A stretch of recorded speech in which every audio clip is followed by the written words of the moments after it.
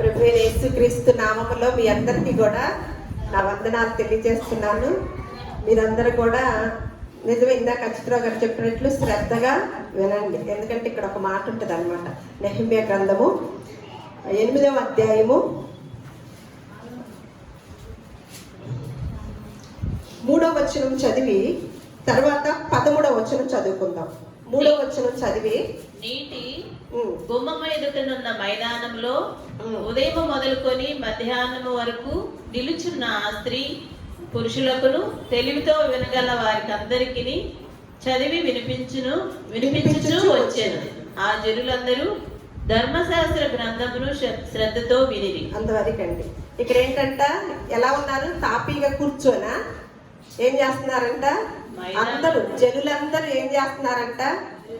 దేవుని మాట ఏంటనుకున్నారు? మనల్ని బ్రతికించింది, మనకి నెమ్మదినిచ్చింది, ప్రశాంతతనిచ్చింది. భూలోకంలో ఏది కూడా ఇటువంటి పరిస్థితులు మనకి అందచేసేది కాదు. ఒక్క దేవుని మాట అన్నమాట. ఆ మాటని ఎలా వింటున్నారంట ఇక్కడ ప్రజలు? ఉదయం మొదలుకొని మధ్యాహ్నం వరకు నిలుచోని. గంటన్నర కూర్చోటానికి వస్తాం కదా, ఆ గంటన్నర కూడా కొంచెం అనీజీగాను కొంచెం బద్ధకంగాను కూర్చుంటాం కదా. మరి మన పూర్వీకులు ఆసక్తి కలిగిన వారు ఎలాగా వింటున్నారంట? కూర్చోనా? మళ్ళా ఎలా అంట? శ్రద్ధగా వినటానికి నుంచున్నారంటండి. మళ్ళీ ఎవరు నుంచున్నారో చూద్దాం. 13వ వచనం. వారిలో ఎవరున్నారో చూద్దాం. 2వ దినమందు జనులందరి పెద్దలలో ప్రధానులైన వారును యాజకులను లేవీయులను ధర్మశాస్త్ర గ్రంథపు మాటలు వినవలెనని శాస్త్రి అయిన ఎజ్రా యొద్దకు కూడి వచ్చిరి. అంతవరకు ఏంటండి, సామాన్యులు కదా వినటానికి వచ్చేది. ఎజ్రా గారి దగ్గరికి ఎవరు వచ్చారంట? ప్రధానులను యాజకులను లేవీయులను ధర్మశాస్త్రపు గ్రంథపు మాటలు వినాలని వచ్చారు. యాజకులు లేవీయులు ప్రధానులు ఎవరో తెలుసా? వీరికి కూడా ధర్మశాస్త్రం తెలుసు. అయినప్పటికీ కూడా ఎజ్రా గారు గొప్పవాడు అనమాట. ఎందుకంటే ధర్మశాస్త్రాన్ని ఎజ్రా గ్రంథంలో చదువుకోండి. ఎలా ధర్మశాస్త్రాన్ని చదవటంలో రాయటంలో నకళ్ళు అంటే మనం ఇదివరకు నకళ్ళు రాసేవాళ్ళు అంటారు కదా. నకళ్ళు అంటే ఒక ఉన్నదాన్ని ఫోటోస్టాట్ అంతే కదా, ఫోటోస్టాట్ తీయటం. మనకంటే ఇప్పుడు ఇవన్నీ టెక్నాలజీ వచ్చింది కాబట్టి ఇవన్నీ మిషన్లకు ఎక్కిచ్చేస్తే మనకి వెంటనే ఫోటోస్టాట్లు వచ్చేస్తాయి అనమాట. కానీ ఆ దినాల్లో ధర్మశాస్త్రాన్ని ఎజ్రా గారు రాసేవారంట. నకళ్ళు అంటే ఎజ్రా గ్రంథంలో ఉంటుంది అనమాట. అది 8వ అధ్యాయంలోనే. అటువంటి ఎజ్రా గారి దగ్గరికి అంత గొప్ప వ్యక్తి కాబట్టి రాసేటప్పుడు ఇక ధర్మశాస్త్ర గ్రంథం అంతా ఎక్కడ ఉంటుందండి? బాగా నరాల్లో జీర్ణించుకుపోద్దా? ఎక్కడ ఏ పేజీలో ఏ మాట ఉంటుందో చక్కగా చెప్పగలిగే అంత ఇది జ్ఞానము ఎవరికి ఉంటుంది? ఎజ్రా గారికి ఉంది కదా. అటువంటి నైపుణ్యత కలిగిన వాడు, ధర్మశాస్త్ర ప్రావీణ్యత కలిగిన వాడు, రాయటంలోను చదవటంలోను అవన్నీ కూడా. అందుకని ఆయన దగ్గరికి ఎవరు వచ్చారంట? సామాన్య మానవులు వస్తే మనం చెప్పుకోవాల్సిన విషయం కాదు. కానీ లేవీలంట, యాజకులంట, ప్రధానులంట, వీరందరూ కూడా ఎవరి దగ్గరికి వచ్చారు? ఎజ్రా శాస్త్రి గారి దగ్గరికి వచ్చారు. దేనికోసము? ప్రార్థన చేసుకోవటం కోసమా? ధర్మశాస్త్రపు గ్రంథపు మాటలు వినవాలని వచ్చారంట. వినటం వల్ల ఏం కలిగింది? విశ్వాసం. అవి కూడా ఎవరి మాటలు వినాలి? క్రీస్తు మాటలు. అందుకనే ఇలా సంఘాలకి సమాజంగా కూడుకోవటము, ఇలా ఎవరో ఒకరు నిలబడి చెప్పటము, ఇవన్నిటికి కారణం ఏంటంటే వినుట వల్ల విశ్వాసం వచ్చింది. ఆ విశ్వాసము కూడా క్రీస్తు మాటల ద్వారా వచ్చే విశ్వాసము మన కుటుంబాలకి, మన జీవితాలకి ఎంతో ప్రయోజనకరంగా ఉంటది అన్నమాట. సరే, మనం జీవించడానికి ఏది ఏం కావాలండి? మన జీవనానికి, మనం బ్రతకటానికి ఏం కావాలి? వాటితో పాటు ఇంకేం కావాలి అనుకుంటాము ఎక్కువగా? కరెక్టైన మాట వచ్చింది సుమిత్ర దగ్గర నుంచి. మరి డబ్బులతోనే కదా. అది అందుకని మనం బ్రతకడానికి ఏం కావాలనుకుంటాము? డబ్బులు కావాలనుకుంటాం కదా. డబ్బుల కోసం ఎక్కడికెక్కడికి వెళ్తాము? ఏమేమి చేయడానికి ప్రయత్నం చేస్తాము కదా. ఒకసారి యాకోబు రాసిన పత్రిక తీయండి.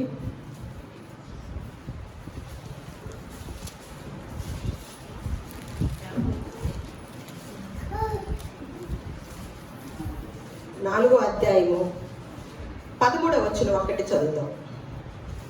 నేడైనను రేపైనను ఒకానొక పట్టణంకు వెళ్ళి అక్కడ 1 సంవత్సరం ఉండి వ్యాపారము చేసి లాభము సంపాదించము రెండని చెప్పుకొని వారులారా, రేపేమి సంభవించునో మీకు తెలియదు. మీ జీవం ఏపాటిది? మీరు కొంతసేపు కనబడి అంతలో మాయమైపోవు ఆవిరి వంటి వారే. అంతవరకు ఏమంటున్నారు ఇక్కడ? నేడైనను రేపైనను ఒకానొక పట్టణమునికి వెళ్ళి అక్కడ 1 సంవత్సరం ఉండి, చూడండి అక్కడ రాసే విధానం చూడండి. అక్కడ 1 సంవత్సరం ఉండి ఏం చేయడానికంట?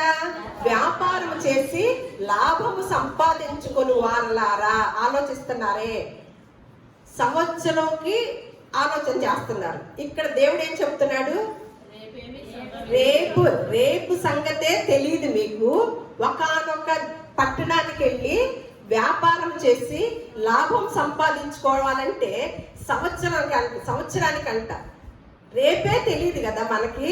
సంవత్సరానికి ఒకానొక పట్టణానికి వెళ్ళి ఒకానొక ఊరు వెళ్ళి నేను దేవుని మాటలు వినాలి అనుకుంటామా? విని నేను ఆధ్యాత్మికంగా లాభం పొందుకోవాలి, ఆత్మ సంబంధంగా నేను అభివృద్ధి పొందాలి, ఎదుగుదల ఉండాలి, నేను వర్ధిల్లాలి అని అనుకుంటామా? అనుకునేవారు ఉంటామా?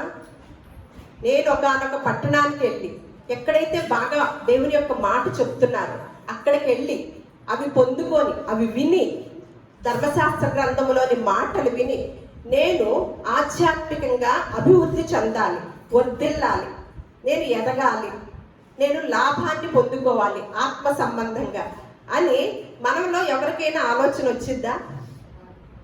రాదు. ఎలా వచ్చింది? అందుకని యాకోబు గారు ఎవరండి రాసింది? ఈ రాసిన పత్రిక యాకోబు గారు రాశారు. ఎవరు యాకోబు గారు? యేసుక్రీస్తు వారి సహోదరుడు. ఆయన తన అన్నని బాగా చూశాడు కదా. చూసి యాకోబు రాసిన పత్రిక చాలా బాగుంటుంది అనమాట. ఆయన చూసి ఆయన ఉన్నంత కాలం తెలుసుకోలేకపోయాడు, కానీ ఆయన తర్వాత ఆయన శిలువ మరణం పొంది పునరుద్ధానుడైనప్పుడు ఆయన చెప్పిన ఆ యొక్క సత్యాన్ని వెంబడించుతూ మనకు కూడా గొప్ప విషయాలు రాయించాడు. మీరు ఒకానొక పట్టణానికి వెళ్ళి సంపాదించుకొని వ్యాపారం చేసి సంవత్సరానికి లాభం పొందుకోవాలని వస్తున్నారా? ఆలోచన చేస్తున్నారా? రేపేమి సంభవించుదో మీకు తెలియదు. మీ జీవము ఏ పాటిది? కొంతసేపు కనబడి అంతలోనే మాయమయ్యే ఆవిరి వంటిది. చూడండి ఎంత. అందుకని ఏమనాలంట? దేవుని చిత్తమైతే నేను బ్రతుకుతాను, నేను సంపాదించుకోగలుగుతాను. ప్రభు చిత్తమైతే, దేవుని చిత్తమైతే రేపు ఉంటాను, దేవుని చిత్తమైతే దేవుడు నాకు ఇది అనుగ్రహిస్తాడు, దేవుని చిత్తమైతే ఇది నాకు అందజేస్తాడు అనే ఆలోచనలతో క్రైస్తవులమైన మనమే లేకపోతే ఇంకా వేరే వాళ్ళు ఏముంటారండి? మనకే లేదు కదా. మనం కూడా సంవత్సరం గురించి ఆలోచించి బాధపడతాం కదా. కానీ దేవుడు చెప్తున్న మాటల రేపేమి సంభవించుద్దో కూడా మనకు తెలియదు. ఇందాక మనం బ్రతకటానికి ఏం కావాలంటే ఏమనుకుంటాము? అందరము కూడా మనం చదివించిన మన పిల్లల్ని మనం ఏదన్నా చేసిన కష్టపడ్డా దేనికోసం కష్టపడతామండి? రూపాయి కోసమేనా? లేకపోతే దేనికోసమన్నా? డబ్బుల కోసమే కదా. ఆ డబ్బుల కోసము ప్రాకులాడే వాళ్ళు చాలా మందిని మనం చూస్తూ ఉంటాం కదా. కొంత వచ్చింది అనుకో, 1 కోటి రూపాయలు ఉన్నాయి అనుకోండి, మనకి ఇంకెంత మన 1 కోటి రూపాయలు మనకు ఉంటే ఇక్కడ వాళ్ళకి మనమేమనుకుంటాం? 1 కోటి అక్కర్లా, 1,00,000 ఉంటే చాలు, నేను ప్రశాంతంగా జీవించగలుగుతాను. మరి 1,00,000 ఉన్న వాడిని అడగండి, ఏమంటాడు? 2 లక్షలు అయితే నేను ప్రశాంతంగా జీవించగలుగుతాను అంటాడు. సరే 2 లక్షలు ఉన్న వారిని అడగండి, ₹1,00,00,000 అయితే సరిపోద్దండి అని అంటాడు. అంటే తృప్తి అనేది ఉందా మానవ జీవితానికి? ఇది బయట ప్రపంచంలో ఉన్న విధానం అన్నమాట. మరి దేవుడు దాని విషయాలు, ధనము గురించేనా, సంపాదన గురించేనా, ధనధాన్యాల గురించేనా, సిరి సంపదల గురించేనా గొప్ప మాటలు పరిశుద్ధ గ్రంథంలో రాయించాడు. మరి ఆ మాటలు మనందరికీ తెలిసినప్పటికీ కూడా మనము దేనికి ఎక్కువ ప్రాధాన్యత ఇస్తున్నామో ఈ రోజు మన పాఠంలో నేర్చుకుందాం అన్నమాట. దానికి ముందు నేను మీకు ఒక కథ చెప్దామని అనుకుంటున్నాను. ఇప్పుడు నిద్ర రాదు, కథ చెప్తాను. ఏంటంటే ఒక యవనస్తుడు ఉన్నాడు, యశోద వర్మ అనే యవనస్తుడు. తను వివాహమైంది, చిన్నతనంలోనే పెళ్లి చేస్తారు కదా పూర్వకాలంలో. భార్య చనిపోయింది, అనుకోకుండా తల్లి తండ్రి కూడా చనిపోయారు. తనకేమొచ్చిందంటే వైరాగ్యం వచ్చింది. వైరాగ్యం వచ్చేసరికి వైరాగ్యంలో 2 వైరాగ్యాలు ఉంటాయి అంటండి, తెలుసా? ఒకటి శ్మశాన వైరాగ్యం, రెండవది ప్రసూతి వైరాగ్యం. ఈ రెండింటికి మీకు తెలుసా? శ్మశాన వైరాగ్యం ఎలా ఉంటుందంటే, ఒక వ్యక్తి చనిపోయాడు, వెళతాం అక్కడికి. వెళ్ళినప్పుడు అయ్యో ఏముంది, మనిషి జీవితం ఇంతే కదా, చూడు అంతలో కనబడి ఇంతలోనే మాయమైపోయాడు, ఏముంది రేపు మన పరిస్థితి కూడా ఇంతే కదా అని ఎక్కడ లేని వైరాగ్యం అంతా ఎప్పుడొచ్చింది? ఆ మనిషి చనిపోయినప్పుడు చూడటానికి వెళ్ళినప్పుడు మనకు వస్తుంది. తర్వాత ఇంటికి వచ్చేసి ఇక మన దినచర్యలో మళ్ళా యథామామూలుకి వెళ్తా ఉంటాం. 4 రోజులు అయింది, ఆ వైరాగ్యం మళ్ళీ 4 రోజుల తర్వాత ఉంటుందా? అది శ్మశాన వైరాగ్యం అంటారనమాట. అలాగే ప్రసూతి వైరాగ్యం అంటే స్త్రీ కంఠానికి బయలుదేరింది కదా, 9 నెలలు మోసింది కదా, ఆ నొప్పులు వస్తాయి. నొప్పులు వచ్చేటప్పుడు బాబో ఇంకో 2వ సారి మాత్రం నేను ఇంకా పిల్లల కనలేనమ్మో, ఈ బాధలో భరించలేకపోతున్నాను, బాబోయ్ ఒక్కడు చాలు, ఒక్క అమ్మాయి చాలు, ఈ నొప్పులు నేను పడలేకపోతున్నాను అని ఆ టైంలో, డెలివరీ టైంలో స్త్రీ అనుకుంటుందంట. తర్వాత కనేసి ఆ బొడ్డమ్మను చూశాక అబ్బా ఎంత ఆనందపడిపోయి మళ్ళా 2వ వాళ్ళకి రెడీ అయిపోతాం కదా, దాన్ని ప్రసూతి వైరాగ్యం అంటారంట. ఈ 2 వైరాగ్యాలు మొత్తానికి యశోద వర్మకి వచ్చిందంట. వచ్చేసి ఏమి చేయలేక చాలా వైరాగ్యంతో అడవుల దారి పట్టాడంట. అడవులకి వెళ్ళినప్పుడు వెనకటి కాలంలో ఎవరుంటారు? స్వామీజీలు ఉంటారు కదా, గురువులు ఉంటారు. వారందరూ కూడా తపస్సు చేసుకొని ఆయన నీ వైరాగ్యముకి సమాధానము ఏ దేవుడో చెప్తాడు, ప్రార్థన చేసుకో, తపస్సు చేసుకో అంటే. తపస్సు అంటే అందరికి తెలిసిందేగా, ఇది కథ అండి. మరి మన పూర్వీకుల కథలు బాగా చెప్తారు కదా. ఇప్పుడు కథ చెప్తాను, వాస్తవాలు ఏమన్నా పరిశుద్ధ గ్రంథంలో ఉన్నాయి, అవి తర్వాత మాట్లాడుకుందాం. ఈ కథలో ఏం చేశాడు? వైరాగ్యం వచ్చేసరికి అడవికి వెళ్ళిపోయి తపస్సు చేసుకుంటా దేవుని ప్రత్యక్షత కోసం ఎదురు చూస్తున్నాడు అనమాట. తపస్సు చేయగా మొత్తానికి ఒక దేవత ప్రత్యక్షమయ్యి నాయన ఏమి కావాలో కోరుకో నాయన అంది. అంటే నేను జీవించడానికి ఒక జీవితాన్ని కావాలి, నాకు ఒక మంచి జీవితం కావాలమ్మా అని అడుగుతాడనమాట. అయితే నీకు అర్ధస్త్రీ కావాలా, భోగ స్త్రీ కావాలా అని అడుగుతుంది అనమాట. ఈ 2 జీవితాల్లో ఏ జీవితం నీకు కావాలి అని అడిగిద్ది అనమాట ఆ దేవత. అయితే ఈ అర్ధస్త్రీ అంటే ఏంటో తెలియదు నాయన, తెలీదమ్మా. భోగస్త్రీ అంటే ఏంటో నాకు తెలీదు. ఈ 2 నాకు తెలియదు కాబట్టి ఇందులో మీరే చెప్పండి అని అంటాడనమాట. అయితే ఈ 2 గురించి తెలుసుకొని ఈ రెండిట్లో ఏది కావాలో అది నిర్ణయం నీకే వదిలేశాను అని చెప్పేసి, ఈ 2 గురించి తెలుసుకోవాలంటే పలానా గ్రామం వెళ్ళు, పక్కన రామాపురం ఉంటుంది. ఆ రామాపురంలోకి వెళ్ళినప్పుడు మొట్టమొదటిగా సోమయ్య అనే ఒక ధనవంతుడు ఉంటాడు. వారింటికి వెళ్ళి నువ్వు 1-2 దినాలు బస చెయ్యి. అలాగే తర్వాత అక్కడి నుంచి ఇంకా కొంచెం దూరం వెళ్ళు, పంతులు గారు ఉంటారు, అక్కడ 2 దినాలు బస చెయ్యి. ఈ 4 దినాలు అయిపోయిన తర్వాత నీకు ఏది కావాలో నేను తర్వాత ఇస్తాను. ఆ 2 గురించి తెలుసుకోవడానికి ఈ 2 ఇళ్ళకి వెళ్ళమని చెప్పిద్ది అనమాట. అప్పుడు ఈ యశోద వర్మ బయలుదేరినప్పుడు మొట్టమొదటిగా సోమయ్య గారింటికి వచ్చాడు ధనవంతుడు. ఆ ఇల్లు చూస్తేనంట అసలు ఎక్కడికక్కడ పనివాళ్ళు, అసలు సిరి సంపదలు తొలతూగుతూ ఉన్నాయంట. అసలు ఎంత రిచ్గా ఉందంటే అంత ఇదిగా ఉందంట. అబ్బో ఎంత భోగము, ఎంత బాగుంది అని మొత్తానికి అక్కడికి వెళ్ళి ఈ రాత్రి మీ ఇంట్లో బస చేయాలనుకుంటున్నాను అయ్యగారు అంటే, ఆ దినాల్లో అలా ప్రయాణికుల్ని బాటసారుల్ని బస చేయడానికి అవకాశాలు ఇచ్చేవారు అనమాట. అలాగైతే ఈ రాత్రి ఉండయ్యా అని చెప్పేసి చక్కగా అతిథులకి, పూర్వ దినాల్లో అతిథి దేవోభవ అనేవాళ్ళు అనమాట. అతిథులకి మంచి అన్నిటిని కూడా సిద్ధం చేసేవాళ్ళు మన పూర్వీకులు. ఇప్పుడు అతిథులు వస్తే భయం వేస్తుంది, కానీ ఆ రోజుల్లో అతిథులకి చక్కగా ఏర్పాటు చేసేవాళ్ళు అనమాట. ఎందుకంటే వారు దేన్ని భావించేవాళ్ళంటే అతిథి దేవోభవ అని భావించారు. కాబట్టి ఆ అతిథికి చక్కగా సకల సౌకర్యాలను కూడా కలగచేస్తాడు ఆ సోమయ్య గారు. మొత్తానికి అన్ని కాళ్ళకు నీళ్ళు ఇచ్చారు, అన్ని కూడా ఏర్పాటు చేశారు. ఎక్కడ చూసిన సిరి సంపదలు కనపడుతున్నాయి, ఎక్కువ మంది పనివాళ్ళు, పశు సంపద అన్ని చక్కగా కళ్ళకు కనపడుతున్నాయి అనమాట. సరే, ఇద్దరు కలిసి భోజనానికి కూర్చున్నారు. భోజనానికి కూర్చున్నప్పుడు ఈయన ఇస్తంలో అన్ని పంచభక్ష పరమాణాలు పెట్టారనమాట. అలాగే ఆయన కూడా యజమానుడు కూడా కూర్చున్నప్పుడు ఆయనకి ఇంత ఉప్పుడు పిండి పెట్టారు. ఇంత ఉప్పుడు పిండి అంటే ఇదివరకు రోజుల్లో ఉప్పుడు పిండి తినేవాళ్ళు అనమాట. ఉప్పుడు పిండి ఇంత పెట్టి ఒక ముద్ద, దాని మీద ఒక చిటికెడు నెయ్యి వేసారనమాట. ఈయన ఈ యశోద వర్మ చూసి, ఏంటండి ఇదేంటి, నాకేమన్నా ఈయన అన్ని రకాలు పెట్టారు, మీకేంటి ఉప్పుడు పిండి పెట్టారు ఏంటయ్యా ఏంటంటే అని అడిగితే, అయ్యా ఇదే నాకు అరగదయ్యా, ఈ ఉప్పుడు పిండి అరగదు, ఇది అరగాలంటేనే చాలా సమయం పట్టింది, అంతే నేను రోజు తినేది ఈ ముద్దే, ఇప్పుడు పిండి ముద్దేనయ్యా అని చెప్తాడనమాట. సరే, మొత్తానికి భోజనం చేశారు. ఇద్దరు కూడా పక్క పక్కన పడుకున్నారు రాత్రిపూట. ఈ లోపు అర్ధరాత్రి లేచి ఆ ధనవంతుడు సోమయ్య గారు వాంతి చేసుకుంటా ఉన్నాడనమాట. ఇదేంటి, తిన్నదే ఉన్న ఎంత ముద్ద, ఇది కూడా అరగట్లేదా అని ఈయనకి ఆశ్చర్యం వేసింది అనమాట. ఏంటి ఇంత ధనధాన్యాలు, సర్వ సంపదలు అన్నీ ఉన్నాయా, ఇంత పంచభక్ష పరమాణాలు ఉన్నాయా, కానీ ఇంత ఉప్పుడు పిండి కూడా అరగలేదా, బాబో ఇదేం బాగు అనుకొని సరే అని తెల్లారి మరలా ఎవరింటికి వెళ్ళాడు, పంతులు గారింటికి వెళ్ళాడు అనమాట. అక్కడ ఒక మధ్య తరగతి కుటుంబం, ఆ ఇంటికి వెళ్ళి ఈరోజు మీ ఇంట్లో బస చేయాలని అనుకున్నాను అన్నాడు. అక్కడ ఏమంటున్నాడంటే, అక్కడ మామూలుగా మధ్య తరగతి వాళ్ళకి ఏముండాల్సినవి అవన్నీ ఉన్నాయి అన్నమాట. ఈ లోపు భోజనానికి సిద్ధమైనప్పుడు వాళ్ళ పంతులు గారు వాళ్ళ ఆవిడ ఏమి వండల.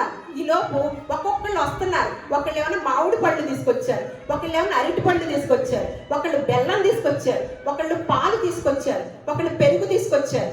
ఇవన్నీ కూడా తీసుకొచ్చేస్తే, ఇదేంటండి నేను వచ్చినప్పుడు ఏమి లేవు, ఇప్పుడేంటి ఇన్ని కనపడుతున్నాయి అంటే, అవునయ్యా మంచితనము, నేనేంటంటే కాస్త మంచి మాటలు చెప్తా ఈ ఊరి వారికి, ఆ మంచి మాటలు వింటూ వారికి తోటలు ఏంటంటే మామిడి తోట ఉందా అని అడిగాడు అనమాట. మామిడి తోట లేదయ్యా, మామిడి తోట ఉంటేనే పళ్ళు తింటామా, ఏమి లేదయ్యా, కానీ మా ఊరి వారు ఇలా తెచ్చి వాళ్ళ దొడ్డిలో పండిన ప్రతి పండు కూడా నాకు తెచ్చి ఇస్తారయ్యా అని చెప్పాడనమాట. అట్లా చక్కగా ఇద్దరు కూర్చొని భోజనం చేశారు. చక్కగా మామిడి పండుతో మజ్జిగలో నంచుకొని మామిడి పండుతో సహా అన్ని రకాల వంటలు తినేసి శుభ్రంగా నిద్రపోయారనమాట ఇద్దరు.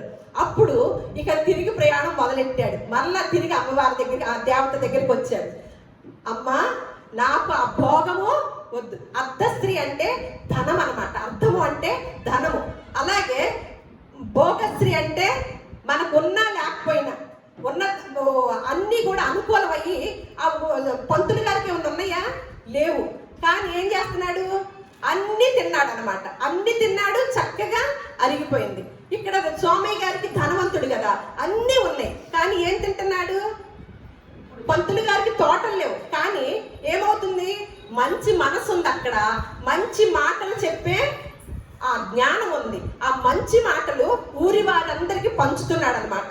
ఇక అప్పుడు ఏం చేస్తున్నారు, ఊరిలో వాళ్ళందరూ, అమ్మో ఇలాంటి ఆయనకి మేము ఎన్ని ఇచ్చినా ఏమి తీరుతాయి, మన దొడ్లో పండిన ప్రతి కూరగాయని కూడా తెచ్చి ఇచ్చేవాళ్ళంట, మన తోటలో పండిన ప్రతి పండును తెచ్చి ఇచ్చేవాళ్ళంట. ఈ మంచి మాటలు చెప్పుకుంటూ ఆ మంచిలో ఎదుగుతూ ఉండగా భార్యాభర్తలు ఆ ఊరి వారికి మంచినే ప్రకటించుతూ ఉండగా వీరికి ఏం కలిగింది, ఏముంది, వీళ్ళ దగ్గర ఆరోగ్యం ఉందన్నమాట. నీ ధనం ఎక్కడ ఉండునో నీ మనసు అక్కడే ఉండునని ప్రభువైన యేసుక్రీస్తు వారు చెప్పారు. అంటే మనకు కూడా ఏం కావాలండి, అర్ధస్త్రీ కావాలా, భోగశ్రీ కావాలా, రెండిట్లో అర్థం అవ్వాలా, ఏం కావాలి, భోగశ్రీ కావాలంట సులోచనకి. అవును, ఎంత తిన్నా అరిగే విధానము. అందుకేనే మన పెద్దలు ఏమంటున్నారు, ఆరోగ్యమే మహాభాగ్యం. ఆ ఆరోగ్యం లేనిదే మనం ఈ మధ్య కాలంలో అంబానీ గారి కొడుకు పెళ్లి చూసాము. అలా చాలా మంది ధనవంతుల యొక్క విధానాన్ని చూస్తూ ఉన్నాం అన్నమాట.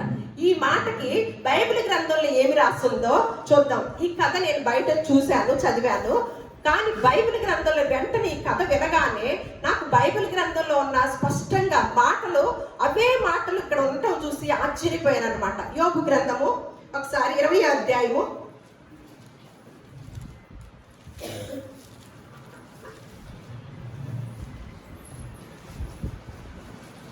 15వ వచనం. వారు ధనమును మృంగివేసిరి గాని ఇప్పుడు దానిని మరలా కక్కివేయుదురు. వారి కడుపులో నుండి దేవుడు దాన్ని కక్కించును. అంతవరకు మరలా 18 చూడండి. దేని కొరకు వారు ప్రయాసపడి సంపాదించి ఉండిరో దానిని వారు అనుభవింపక మరలా అప్పగించెదరు. వారు సంపాదించిన ఆస్తి కొలది వారికి సంతోషం ఉండదు. వారు పేదలను. అంతవరకు చాలు. ఇక్కడ ఏమంటున్నారు, నేను ఈ కథ చదివాక ఇక్కడ మాట చూస్తే ఆశ్చర్యం వేసింది అనమాట. ఏమంటున్నారు, వారు ధనమును మింగివేసిరి గాని ఇప్పుడు దాన్ని మరలా కక్కివేయుదురు. వారి కడుపులో నుండి దేవుడు దాన్ని కక్కించునంట. ఏంటి అసలు చూడండి. అంటే ఏంటి కక్కటం అంటే ఏంటి? అరగటం ఉండదు. ఇక ఎంత సంపాదించినా అరుగుదల. ఏమంటారు, మన పెద్దల భోజనాలని టీవీలో పెడుతున్నారు కదా, ఇదిగో నా భోజనం ఇదే అంటారు. కోట్ల ఆస్తి. మరి అంత కోట్లుండి ఇంత 2 ఇడ్లీకి 1 ఇడ్లీకి అంత ప్రయాసం ఎందుకు? నువ్వు తినేది 1 ఇడ్లీయా, నీవు తినేది 1 చపాతీయా? మరి కోట్లకి ఎందుకు ఆసక్తి? కోట్ల సంపాదనకి ఎందుకు? నువ్వు తినేది 1 చపాతీ, మరి కోట్లు ఎందుకు? కోటీశ్వరుడు కావాలని ఇంకా ఉన్నా కూడా ఇంకా ప్రాకులాడతా. ఇక్కడ ఏమంటున్నాడు, అందుకనే దేని కొరకు వారు ప్రయాసపడి సంపాదించి ఉండిరో దానిని వారు అనుభవింపక మరలా అప్పగించెదరు. వారు సంపాదించిన ఆస్తి కొలది వారికి సంతోషం ఉండదంట. సంతోషం ఉండదంట. కొంతమంది తండ్రులు ముత్తాతలు సంపాదిస్తూ ఉంటారు. వాళ్ళదంతా ఏంటంటే ఒక తరమంతా సంపాదించే పనే. వారు భోజనాన్ని వేటిని కూడా ప్రత్యేకంగా తీసుకోరు. వారంతా కూడా వాళ్ళ దృష్టి అంతా కూడా దేని మీద ఉంటుంది? సంపాదన మీద. తర్వాత అనుభవించేది ఎవరండి? వేరేవాడు. పిల్లలుండే పిల్లలు, లేకపోతే ఇంకొకళ్ళు, ఎవరో ఒకళ్ళు. ఎంత స్పష్టంగా రాసి ఉంచారో చూడండి. మరొకసారి మరలా కీర్తన గ్రంథం కూడా ఇక్కడ 22వ వచనం కూడా చూద్దాం. వారికి సంపాద్యము పూర్ణంగా కలిగిన సమయమున వారు ఇబ్బంది పడి. వాళ్ళు ఇక్కడ చూడండి ఎంత బాగుందో. వారికంట సంపాదన పూర్ణంగా కలిగినప్పుడంట మనం అందరం అనుకుంటాం కదా, ఒకప్పుడు తినటానికి లేదు కానీ ఆకలి ఉంది, ఇప్పుడు తినటానికి సంపాదించాను కానీ ఆకలి లేదు. నిజంగా ఆకలి ఉన్న వాళ్ళది ఎంత అదృష్టమో తెలుసండి.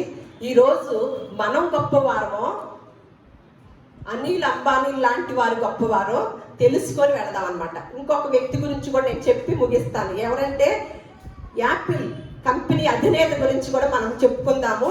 వీళ్ళందరికన్నా మనం గొప్పవారు. ఎవరి దగ్గర అయితే ఆకలి ఉందో వారు గొప్పవారు అన్నమాట. సంపాదన అంట పూర్ణముగా కలిగినప్పుడంట ఏం జరిగిద్దంట? వారంట ఇబ్బంది పడతారంట. సంపాదన లేని రోజున ఏం తిందామా, ఏం కొనుక్కున్నా, డబ్బులు లేవుగా, ఇది తినాలనిపిస్తుంది, అది తినాలనిపిస్తుంది అనుకుంటాం కదా. దానికోసం సంపాదిస్తూ ఉంటాం. తర్వాత మొత్తం సమకూడాక తినటానికి ఏం కలిగిద్ది? ఇబ్బంది కలిగింది. ఇవన్నీ ఎవరు రాశారండి? పరిశుద్ధ గ్రంథంలో ఈ మాటలన్నీ మన చేతుల్లో ఉన్నాయి కదా. మళ్ళా ఇంకేం చేస్తున్నారో చూద్దాం. మనం కూడా దేనికి ప్రాకులాడటానికి ప్రయత్నం చేస్తున్నామో చూద్దాం అనమాట. మళ్ళీ కీర్తన గ్రంథము 49వ కీర్తన 11వ వచనం. మీరు త్వరగా తీస్తే 49వ కీర్తన. వారు తమ ఆస్తిని ఇతరులకు విడిచిపెట్టుదురు, తమ ఇండ్లు నిరంతరము నిలుచుననియు, తమ నివాసములు తరతరములకు ఉండుననియు వారు అనుకుంటున్నారు. ఒకసారి నేను చదువుతాను, మీకు అక్కడ వినపడదు కదా. వారు తమ ఆస్తిని ఇతరులకు విడిచిపెట్టుదురు, తమ ఇండ్లు నిరంతరము నిలుచుననియు. ఈ సంపాదించే వాళ్ళ యొక్క మనస్తత్వం అన్నమాట. ఏంటంట? వారి ఇళ్ళంట నిరంతరము నిలుచుననియు, తమ నివాసములు తరతరముల వరకు ఉండుననియు వారు అనుకొందురంట. తమ భూములకు తమ పేర్లు పెట్టుదురు. భూములకు కూడా ఎవరు పేర్లు పెడతారు? పేర్లు పెట్టి ఉంటారు కదా, వాళ్ళు ఉంటారా? వాళ్ళ పేర ఏళ్ళ పేర రాసుకుంటా ఉన్నాం కదా, వాళ్ళు కలకాలం ఉంటారా? ఉండరు. ఇవన్నీ ఎప్పుడు రాశారు? క్రీస్తుకు పూర్వం రాసిన మాటలు అనమాట. మళ్ళా కీర్తన 52వ కీర్తన 6 వచనాలు 7 వచనాలు చదువుదాం. నీతిమంతులు చూచి భయభక్తులు కలిగి, ఇదిగో దేవుని తనకు దుర్గముగా నుంచుకొనక తన ధన సమృద్ధి యందు నమ్మికయుంచి తన చేటును బలపరుచుకొనిన వాడు వీడే అని చెప్పుకొనుచు వారిని చూచి నవ్వుదురు. అంతవరకు చూసి తర్వాత దావీదు ఏమంటున్నాడు చూద్దాం. వీళ్ళని చూసా. నీతిమంతులంట ఎవరిని చూసి? నీతిమంతులు చూచి భయభక్తులు కలిగి. నీతిమంతులకి ఏం కలిగింది? భయము భక్తి కలిగింది. వారంట ఎవరిని చూస్తున్నారు? ఇదిగో దేవుని తనకు దుర్గముగా ఉంచుకొనక, కొంతమంది దేవుణ్ణి దుర్గముగా ఉంచుకొనక దేన్ని ఉంచుకునే వారితో మాట్లాడుతున్నారు. తన ధన సమృద్ధి యందు నమ్మిక ఉంచి తన చేటుని బలపరుచుకొనిన వాడు వీడే అని చెప్పుకొనొచ్చు వారిని చూచి నవ్వుకుందరంట. దేన్ని నమ్ముకుంటున్నారంట? ధనాన్ని నమ్ముకుంటున్నారు. నిజంగా ఉందా లేదా ధనాన్ని నమ్ముకునే వాళ్ళు? దేవుణ్ణి దుర్గముగా చేసుకొనక. అందుకనే ఒక మాట ఉంటుంది పరిశుద్ధ గ్రంథంలో, రాజులను ఆశ్రయించుట కంటే అధికారులను ఆశ్రయించుట కంటే యెహోవాని ఆశ్రయించుట మేలు అని ఉంది. ఆ మాట తెలుసు కదా. మనం దేన్ని ఆశ్రయించడానికి ప్రయత్నం చేస్తాము? ఇది చదువుకుంటున్నాం. ఇక్కడ ఎవరిని ఏం చేస్తున్నారు? ధన సమృద్ధి. దేన్ని అంట? ధన సమృద్ధి యందు నమ్మిక ఉంచిన వాళ్ళు తన చేటు తానే బలపరుచుకుంటారు. అంటే ధన సమృద్ధి యందు నమ్మిక ఉంచిన వారికి ఏం కలిగింది? చేటు వచ్చింది అన్నమాట. చూడండి ఎంత ఆశ్చర్యమో. అందుకని మళ్ళీ ఒకసారి ప్రసంగి గ్రంథము 6వ అధ్యాయము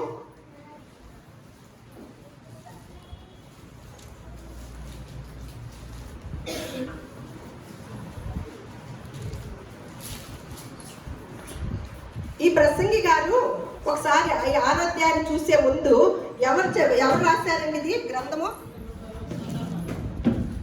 సొలొమోను గారు. మామూలు ఆయన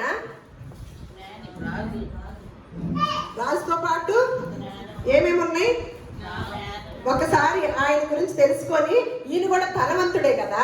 ఈ ధనము భూలోకంలో ఎవరికి లేదండి. ఇక అంబానీని కూడా మించిపోయిన వాడనమాట.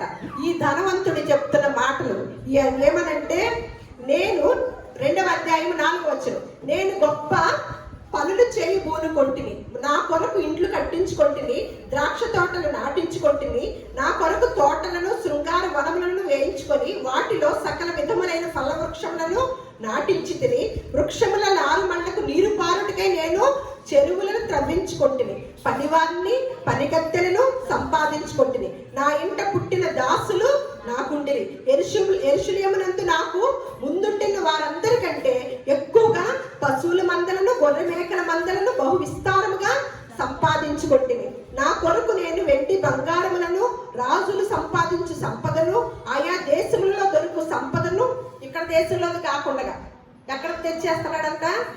ఆయా దేశాల్లో ఉన్న సంపద కూడా ఎవరి దగ్గర ఉందంట? సొలొమోను గారి దగ్గర ఉందంట. నేను గాయకులను గాయకురాండ్రను మనుషులు ఇచ్చించు సంపదలను సంపాదించుకొని బహుమంది ఉపపత్తులను ఉంచుకొంటిని, నాకు ముందు యెరూషలేమునందున్న వారందరికంటేను నేను ఘనుడనై అభివృద్ధి నొందితిని. అయితే మాత్రము నా జ్ఞానము నా కన్నులు ఆశించిన వాటిలో దేనిని అవి చూడకుండా నేను అభ్యంతరప చేయలేదు, మరియు నా హృదయము నా పనులన్నిటినీ సంతోషింపగా సంతోషకరమైనది ఏది అనుభవించకుండా నేను నా హృదయమును నిర్బంధించలేదు. ఇదే నా పనులన్నిటి వల్ల నాకు దొరికిన భాగ్యం. ఇప్పుడు అంటున్నాడు, ఇవన్నీ చేసిన వ్యక్తి అప్పుడు అంటున్నాడు అనమాట, నిదానించి అప్పుడు నేను చేసిన పనులన్నీ వాటి కొరకే నేను పడిన ప్రయాసమంతయు నేను నిదానించి చూడగా అవన్నీ వ్యర్థ అవన్నీ అంటే ఇంత సంపాదించుకొని వారి దేశాల్లోనే కాకుండా పక్క దేశాల్లో సంపదను అంతటిని కూడా తెచ్చుకున్న వ్యక్తి ఇక ఉపపత్తులకి లోటు లేదు, అన్నిటికీ లోటు లేదు. మనకేం కావాలి? అబ్బా అంత ఆస్తి ఉంటే ఇక దిగులేంటి, అంత ఆస్తి ఉంటే కష్టాలు ఎందుకు, అంత ఆస్తులు ఉంటే ఇక మనకి దిగులు ఏది ఉండదు కదా అని మన దృష్టి. కానీ అంత ఆస్తి పనులు చెప్తున్న మాట అన్నమాట. ఏమంటున్నాడు? అప్పుడు నేను నిదానించి చూడగా ఏమంటున్నాడు? ఇవన్నీ కూడా వెనక్కి తిరిగి చూడగా ఏమంటున్నాడు? అవన్నీ వ్యర్థమైనవి గాను ఒకడు గాలికి ప్రయాసపడినట్టుగాను అగుపడెను. సూర్యుని క్రింద లాభకరమైనది ఏదియూ లేనట్టు నాకు కనబడేది. అవన్నీ కూడా ఏంటంట? వ్యర్థముగాను గాలికే ప్రయాసపడినట్లుగా. అందుకని స్టార్టింగ్ లోనే వ్యర్థము అని మొదలెట్టాడు అనమాట. మనకి నేర్పడానికి ఈ జీవిత చరిత్ర ఇక్కడ ఉందంటే ఇప్పుడు మొదట చెప్పుకోండి కథ, ఇది మాత్రము వాస్తవం. ఈ ధనవంతుడి యొక్క విధానము వాస్తవం. ఈ వాస్తవం మనకేం పాఠం నేర్పిస్తుంది? ఇదంతయు నిదానించి చూడగా ఇదంతయు వ్యర్థముగాను ఒకడు గానికే ప్రయాసపడినట్లుగాను నాకు అనిపిస్తుంది అని అన్న ఆయన రాసిన మాటలు ప్రసంగి గ్రంథంలో 6వ అధ్యాయము 2వ వచనం. ఏమనగా దేవుడు ఒకరికి ధనధాన్య సమృద్ధిని ఘనతను అనుగ్రహించును. అతడేమేమి కోరినను అది అతనికి తక్కువ కాకుండాను ఆయనను దాన్ని అనుభవించుటకు దేవుడు వారికి శక్తిని అనుగ్రహింపడం. అన్యుడు దాన్ని అనుభవించును. ఇది వ్యర్థము కాదు. ఏమంట ఇక్కడ? ఇవన్నీ మనకు తెలిసిన సత్యాలే కదా.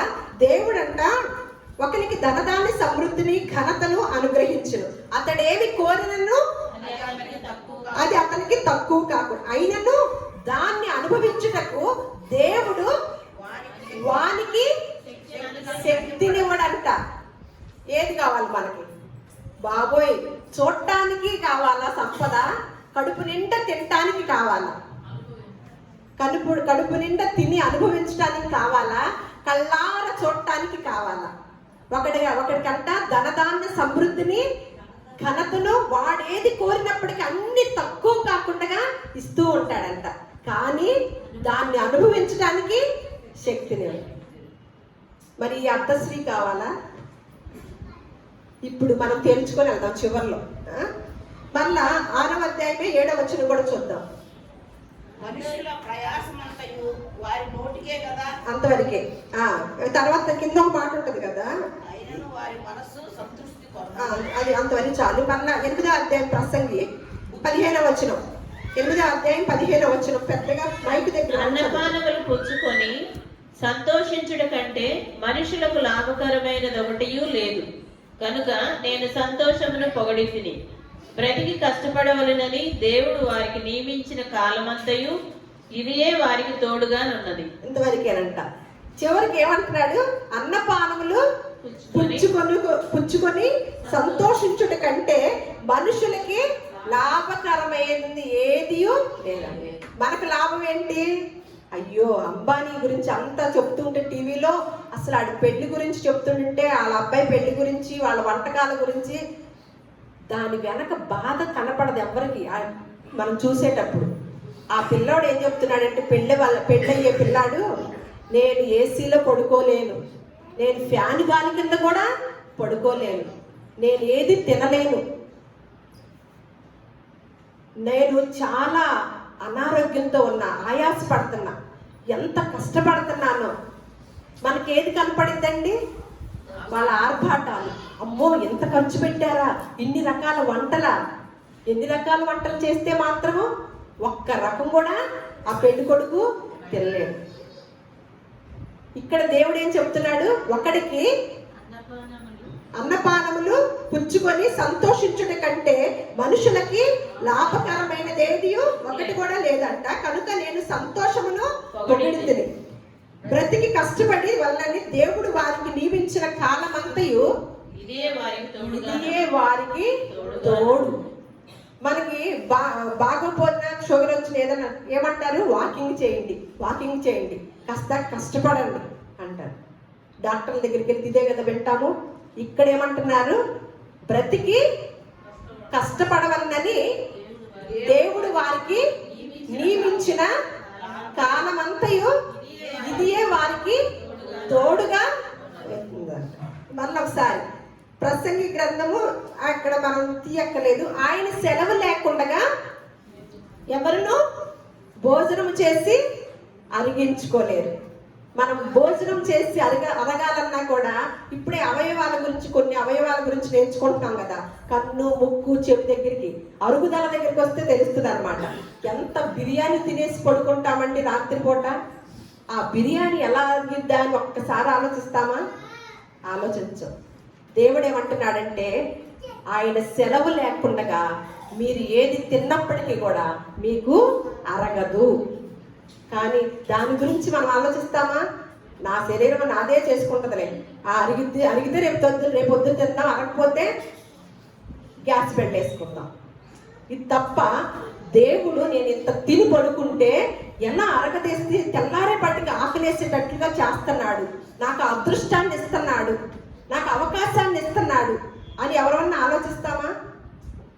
ఈ రాత్రి తిని పడుకుంటున్నాం 12కో 10కో 11కో, రేపొద్దునికి మళ్ళీ ఆకలేస్తుందా? ఆకలేని వారి పరిస్థితిని అడగండి. బాబోయ్ మేము ఎంత దురదృష్టవంతులమో అంటారు. కానీ ఆకలేస్తున్న వారు మనం దేవుని గుర్తు చేసుకుంటున్నామా? దేవుడు అవకాశం ఇస్తున్నాడని. మళ్ళీ ఇంకోసారి సామెతల గ్రంథము 11వ అధ్యాయము. మనకంతా కూడా మన కేంద్ర స్థానం ఏదైనా ఉందంటే ధనం గురించే కదా. ఎక్కువగా ధనము లేక బాధపడే వాళ్ళం చాలా మంది ఉంటున్నాం. ఆ ధనము గురించే పరిశుద్ధ గ్రంథం ఏమి చెప్తుందో మనం నేర్చుకుంటూ ఉన్నాం అనమాట. కొన్ని విషయాల్ని ఇంకా చాలా ఉన్నాయి, మనం సందర్భాన్ని బట్టి నేర్చుకుంటున్నాం. సామెతల గ్రంథము 11వ అధ్యాయము 28 టక తీసేది. ధనమును నమ్ముకుని వాడు పాడైపోవును, నీతిమంతులు చిగురాకు వలె వృద్ధి నొందుదురు. అంతవరకు ధనమును నమ్ముకుని వాడు ఏమవుతాడంట? పాడైపోవును. రాసి పెట్టుకోండి. ధనమును నమ్ముకుని వాడు పాడైపోను. మళ్ళా నీతిమంతులు చిగురాకు వలె వృద్ధి నొందుదురు. ఓకే. మళ్ళా సామెతలు 19వ అధ్యాయం 8వ వచనం. మనం ధనము నమ్ముకుంటున్నామా? దేన్ని నమ్ముకుంటున్నాం? ధనము నమ్ముకున్న వాళ్ళు ఏమవుతారంట? పాడైపోతారని. మళ్ళీ ఎవరు రాశారు ఈ మాట? కూడా ఇందాక చదువుకున్నాం కదా, గొప్ప ఆస్తిపరుడు ఆయన మాట్లాడుతున్నాడు అనమాట. ఎవరైనా సరే అనుభవం గల వారు చెప్తే కదా బాగుంటుంది, అనుభవించకుండా చెప్తే పెద్దగా పరిగణలోకి తీసుకో. కానీ అన్నిటిని అనుభవించిన ఆయన అయ్యా ఒరే ఏంట్రా, ఏమీ లేదురా నాన్న, దీనివల్ల ఉపయోగం ఏమీ లేదు, చక్కగా కష్టపడుతూ అన్నపానమును పుచ్చుకునే గొప్ప అవకాశం దేవుడు కనుక ఇస్తే అదే అదృష్టం ఆయన అని మనకి పాఠాన్ని నేర్పిస్తున్నారు సొలొమోను గారు అన్నమాట.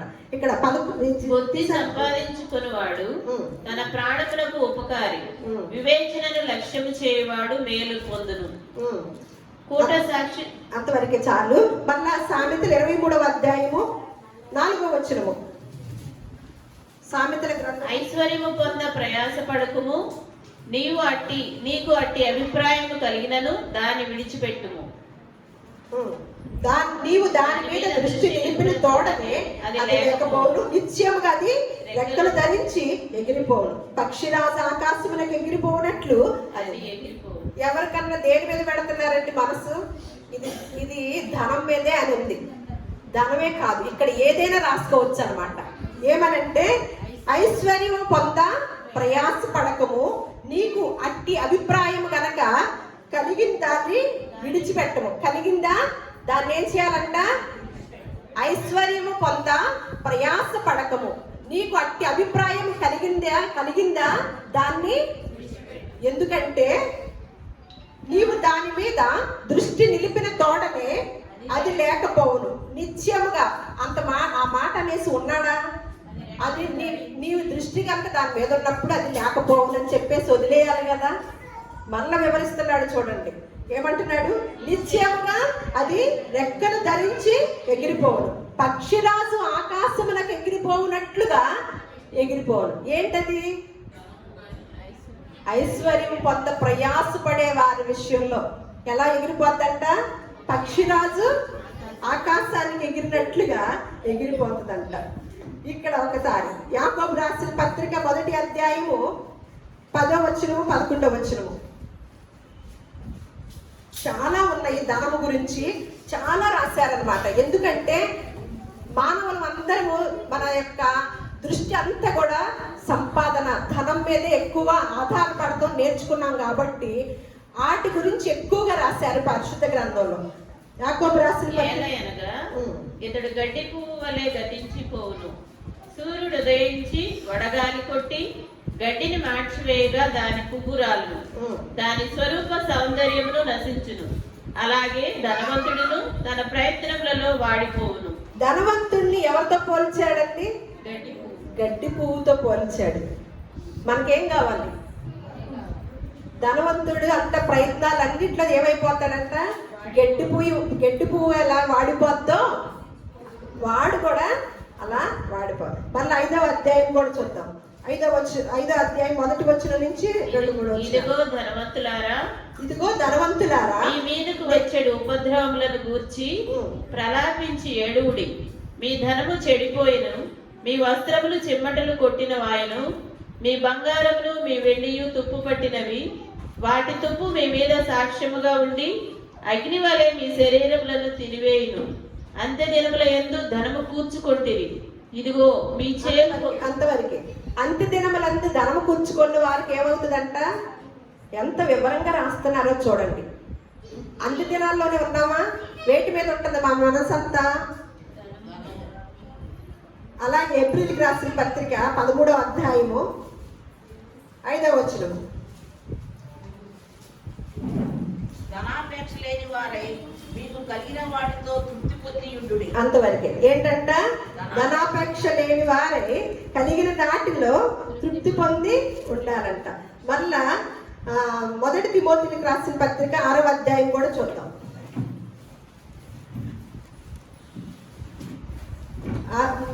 6వ అధ్యాయం 10వ వచనం చూసి మళ్ళీ 17వ వచనం చూద్దాం.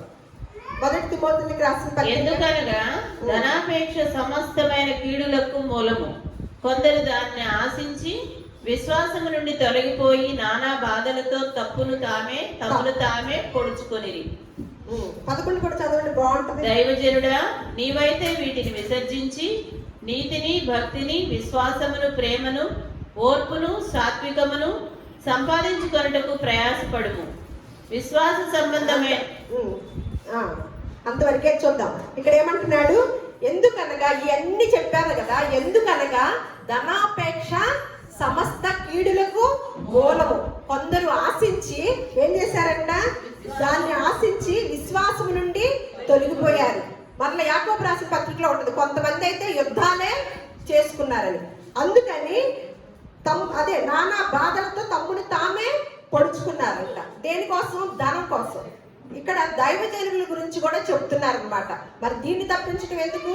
దైవజనుడా, నీవైతే వీటిని విసర్జించి అన్న చోట ఒక నెంబర్ వేసింది కదా, దాని కింద ఏముంది? విడిచి నడవమందా? దైవజనుడా, నీవైతే వీటి నుండి అసలు పారిపో అని చెప్తున్నాడండి. పారిపో అని చెప్తున్నాడు అనమాట. నీతిని, భక్తిని, విశ్వాసమును, ప్రేమను, ఓర్పును, సాత్వికమును సంపాదించుకొనుటకు ప్రయాసపడము. దీని నుంచి పారిపోయి దీన్ని ఏం చేయమంటున్నాడు? ప్రయాసపడము అన్న చోట 2 వేసి ఉంది కదా. ఏమంటున్నాడు? వీటి నుంచి పారిపోయి దేన్ని వెంటాడమంటున్నాడు? ప్రేమని, నీతిని, విశ్వాసమును, సాత్వికమును వాటిని వెంటాడమని చెప్తున్నాడు అనమాట. మరి ఒకసారి అందుకని యేసుక్రీస్తు వారి కాలంలో కూడా ఏమి చెప్తున్నాడో చూద్దాం. మత్తయి సువార్త 6వ అధ్యాయము 19వ వచనం. ఇవన్నీ చెప్పినవి కదా, సాక్షాత్ యేసుక్రీస్తు వారు కూడా చెప్తున్న మాట అనమాట.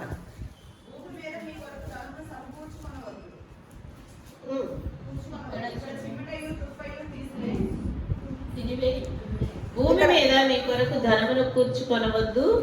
ఇక్కడ చిమ్మెటయు తుప్పును తినివేయు, దొంగలు కన్నము వేసి దొంగిలెదరు.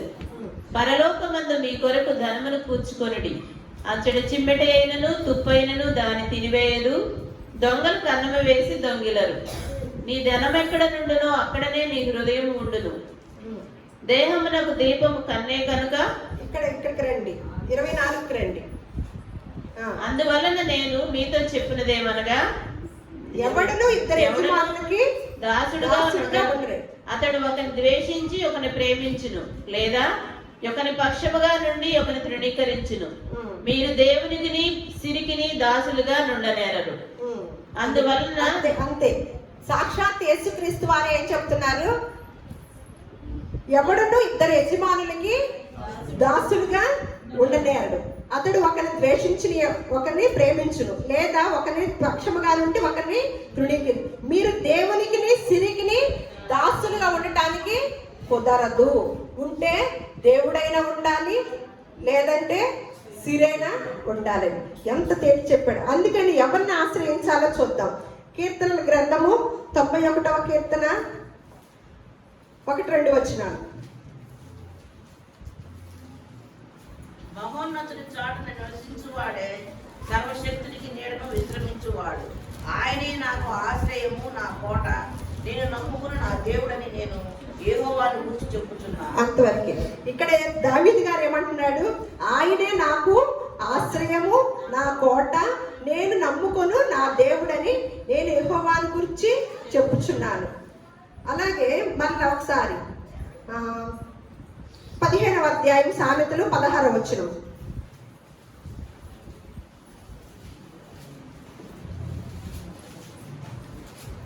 నెమ్మది లేకుండా విస్తారమైన ధనముండుట కంటే యెహోవా యందలి భయభక్తులతో కూడా కొంచెము కలిగి ఉండుట మేలు.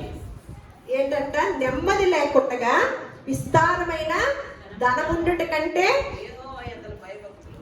చదవండి అది. యెహోవా యందలి భయభక్తులతో కూడా కొంచెము కలిగి ఉండుట మేలు. ప్రసంగి గ్రంథము 5వ అధ్యాయము 10వ వచనము 11 చూద్దాం. ద్రవ్యమును అపేక్షించువాడు ద్రవ్యము చేత తృప్తి నొందడు, ధన సమృద్ధిని అపేక్షించువాడు దాని చేత తృప్తి నొందడు. ఇదియు వ్యర్థమే. ఆస్తి ఎక్కువైన ఎడల దాన్ని భక్షించు వారును ఎక్కువ అవుదురు. అంతవరకే. ఏంటంట? ఆస్తి ఎక్కువైన ఎడల ఏంటంట? దాన్ని భక్షించు వారు కూడా ఎక్కువ అవుదురంట. చివరిగా తిమోతికి రాసిన పత్రిక చూసి 6వ అధ్యాయము 1 తిమోతికి రాసిన పత్రిక 6వ అధ్యాయము 17వ వచనంలో ఏమి ధనాన్ని కూర్చుకోమన్నాడు ఇక్కడ చూద్దాం. 1 తిమోతి. ఇహయందు ధనవంతులైన వారు గర్విష్ఠులు కాక అస్థిరమైన ధనమునందు నమ్మిక ఎంచక సుఖముగా అనుభవించుటకు సమస్తమును మనకు ధారాళముగా దయచేయు దేవుని యందే నమ్మిక ఎంచుడని ఆజ్ఞాపించుము. వారు వాస్తవమైన జీవమును సంపాదించుకొను నిమిత్తము రాబో కాలమునకు మంచి పునాది తమ కొరకు వేసుకొనుచు మేలు చేయవారును సత్క్రియలు అను ధనము గలవారును ఔదార్యము గలవారును తమ ధనములో ఇతరులకు పాలిచ్చు వారునై ఉండవలెనని వారికి ఆజ్ఞాపించుము. అంతవరకే. ఏంటంట? ఇక్కడ తిమోతికి రాస్తుంది, ఇక ముందు ధనవంతులైన వారు గర్విష్ఠులు కాక అస్థిరమైన ధనము యందు నమ్మిక మాత్రం ఉంచొద్దు. ఏం ధనాన్ని సంపాదించుకోమన్నాడు? సత్క్రియలను ధనమును గలవారును ఔదార్యము గలవారును తమ ధనములో ఇతరులకు పాలించువారై ఉండాలని చెప్తున్నాడు అనమాట. ఇక్కడ చివరగా యాపిల్ అధినేత ఏం మాటలు, తనకి క్యాన్సర్ వచ్చిందనమాట. యాపిల్ ఫోన్ అధినేత తెలుసుగా అందరికి. ఆయనకి క్యాన్సర్ వచ్చింది. తను చనిపోయే చివరి దినాల్లో మాట్లాడిన మాటలు అనమాట. తను చనిపోతూ ఎంతో సంపాదించుకున్నాడు, పేరు ప్రతిష్టల్ని సంపాదన ఎంతో సంపాదించుకున్నప్పటికీ కూడా తనకి క్యాన్సర్ వచ్చినప్పుడు తను అవసాన దశలో ఉన్నప్పుడు రాసిన మాటలు అనమాట. ఏమనంటే, నా వ్యాపార జగత్తులో శిఖరాన్ని చేరాను, నేను విజయానికి ప్రతీకగా నిలిచాను, పని తప్ప నాకు వేరే ఆనందమే తెలియదు, సంపాదనకే అంకితమైపోయాను, ఇప్పుడు ఈ మరణశయ్య మీద రోజులు లెక్క పెట్టుకుంటున్నాను. నేను ఒకసారి ఆత్మ పరిశీలన చేసుకుంటే ఇన్నాళ్ళు నేను గర్వపడిన పేరు డబ్బు ఎందుకు కొరగానివని నాకు అనిపిస్తుంది. ఈ నిశిరాత్రిలో నా ప్రాణాలు నిలిపేందుకు అమర్చిన యంత్రాలు చేసే శబ్దంలో నాకు మృత్యుదేవత ఊపిరి చప్పుడు వినిపిస్తుంది. నాకు ఇప్పుడు అనిపిస్తుందంట, జీవితంలో సరిపడా డబ్బు సంపాదించాక మనం ఆలోచించాల్సిన విషయాలు వేరే ఉన్నాయంట. సరిపడ డబ్బు సంపాదించాక వేరే విషయాలు ఆలోచిస్తారా, ఇంకా పెంచుకోవడానికి ఆలోచిస్తారా? సరిపడ డబ్బులు ఉన్నాయి అని ఎవరైనా అనుకుంటామా? ఈయన మాట్లాడుతున్నాడు అనమాట. ఏమనంటే జీవితంలో సరిపడ డబ్బులు సంపాదించాక మనం ఆలోచించాల్సిన విషయాలు వేరే ఉన్నాయి. సంతోషంగా కుటుంబంతో గడపటం, అలాగే సేవ చేయటం, అనుబంధాల్లో ఉండటం, దేవుని సన్నిధిని ఇలా డబ్బులు దేవుని సన్నిధిలో గడపటం, దేవుని కార్యక్రమాలు చేయటం అన్నమాట. ఇలా డబ్బు వెనక చాలా ప్రపంచం ఉంది, కానీ డబ్బు వెనక పెట్టే పరుగు మనిషిని మర మనిషిలా మార్చేస్తుంది జీవితంలో. అందుకు నేనే ఉదాహరణ. డబ్బు వెనక పెట్టే పరుగు మనిషిని ఏం చేస్తుందంట, మర మనిషిలాగా మార్చేస్తుంది అని తను ఏమంటున్నాడు, అందుకు నేనే ఉదాహరణ. జీవితంలో ఈ రోజు మనం ఎంత గొప్ప స్థితిలో ఉన్నా మన కథ ముగిసే రోజు, తెరపడే రోజు ఒకటి వస్తుంది. అందుకే అప్పుడు మనం ఎంత ఆరాట పడినా కాలం వెనక్కి వెళ్ళదు. అందుకే కాస్త ముందే కళ్ళు తెరవండి. డబ్బును కాదు, ఆనందంగా జీవించటం, అలాగే ప్రేమించటం, కుటుంబస్తుల్ని అలాగే స్నేహితులు ప్రేమించటం, ఆనందంగా జీవించటం, అందరినీ కూడా ఆనందంగా ఉంచటం, దానికి మించి దేవునిలో ఉండటం. మనం వెనక్కి తిరిగి చూస్తే మనం చేసింది చూసినప్పుడు ఎంతో తృప్తిగా ఉండాలి, లేకపోతే ప్రయోజనం లేదు. అందుకు ఆయనే ఉదాహరణ అన్నాడు. అందుకనే మనం ఈ లోకానికి ఏమీ తీసుకురాలేదు, ఈ లోకంలో నుంచి ఏమీ తీసుకెళ్ళలేము. అన్నపానములు పుచ్చుకుంటూ సంతోషించడం కంటే తన కుటుంబంతో, తన కష్టార్జితంతో, ఇంకా చాలా విషయాలు ఉన్నాయండి. మన సమయాన్ని బట్టి ముగించాము. అటువంటి ధనము గురించి ఎన్నో విషయాలు రాసి మీరు వాటి కోసం పరిగెత్తకండి, ప్రశాంతంగా జీవించడం నేర్చుకోండి. మన జీవితానికి ఏది కావాలండి? అన్నపానాలుండి ప్రశాంతంగా జీవించే జీవితం మనకు ఉంటే చాలు. ఆరోగ్యమే మహాభాగ్యం. అటువంటి ఆధిక్యత ఇక్కడ ఉన్న మనందరికీ కూడా దేవుడు మెండుగా అనుగ్రహించును గాక. దేవుడు మిమ్మల్ని అందరినీ కూడా దీవించును గాక.